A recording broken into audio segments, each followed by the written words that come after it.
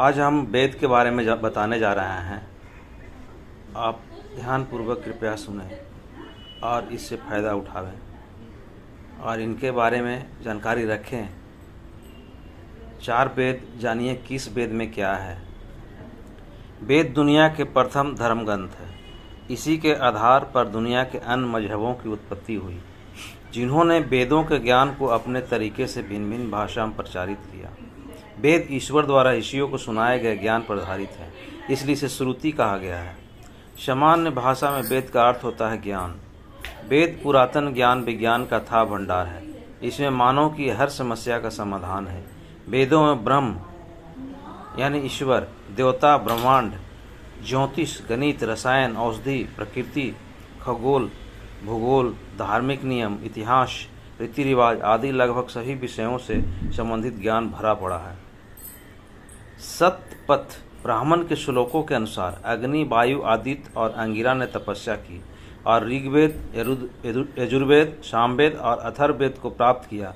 प्रथम 3 वेदों को अग्नि, वायु, सूर्य से जोड़ा जाता है और संभवतः अथर्ववेद को अंगिरा से उत्पन्न माना जाता है। एक ग्रंथ के अनुसार ब्रह्मा जी के चारों मुख से वेदों की उत्पत्ति हुई।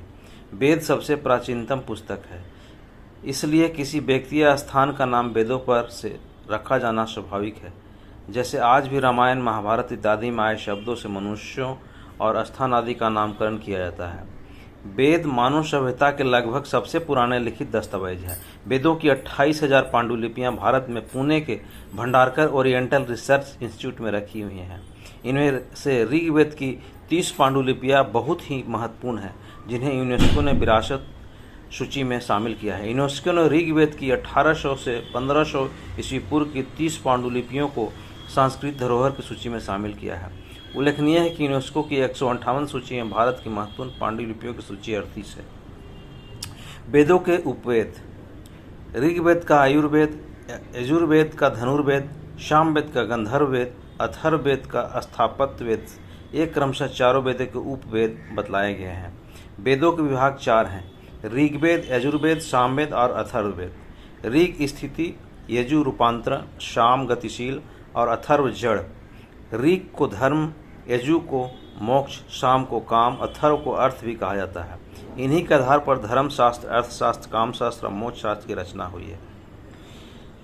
प्रथमतः ऋग्वेद। ऋग अर्थात स्थिति और ज्ञान। ऋग्वेद सबसे पहला वेद है जो पदात्मक है। इसके 10 मंडल अध्याय में 1028 सूक्त हैं, जिसमें 11,000 मंत्र हैं। इस वेद की 5 शाखाएं हैं: शाकल्प, बाष्कल, अश्वलायन, सांख्यायन, मंडूकायन। इसमें भौगोलिक स्थिति और देवताओं के आह्वान के मंत्रों के साथ बहुत कुछ है। ऋग्वेद की ऋचाओं में देवताओं की प्रार्थना, स्तुतियाँ और देवलोक में उनकी स्थिति का वर्णन है। इसमें जल चिकित्सा, वायु चिकित्सा, सौर चिकित्सा, मानस चिकित्सा और हवन द्वारा चिकित्सा आदि की भी जानकारी मिलती है। ऋग्वेद के 10वें मंडल में औषधि सूक्त यानी दवाओं का जिक्र मिलता है। इसमें औषधियों की संख्या 125 के लगभग बताई गई है, जो कि 107 स्थानों पर पाई जाती हैं। औषधि में सोम का विशेष वर्णन है। ऋग्वेद में च्यवन ऋषि को पुनः जुआ करने की कथा भी मिलती है। यजुर्वेद द्वितीय। यजुर्वेद का अर्थ यत प्लस जू, यजु। यत का अर्थ होता है गतिशील तथा जू का अर्थ होता है आकाश। इसके अलावा कर्म, श्रेष्ठतम कर्म की प्रेरणा। यजुर्वेद में यज्ञ की विधियां और योगों में प्रयोग किए जाने वाले मंत्र हैं। यज्ञ के अलावा तत्व ज्ञान का वर्णन है। तत्व ज्ञान अर्थात रहस्यमय ज्ञान, ब्राह्मण, आत्मा, ईश्वर और पदार्थ का ज्ञान। यह वेद गद्यमय है। इसमें यज्ञ की असल प्रक्रिया के लिए गद्य मंत्र है। इस वेद की 2 शाखाएं शुक्ल और कृष्ण। कृष्ण वैशंपायन ऋषि का संबंध कृष्ण से है। कृष्ण की 4 शाखाएं हैं।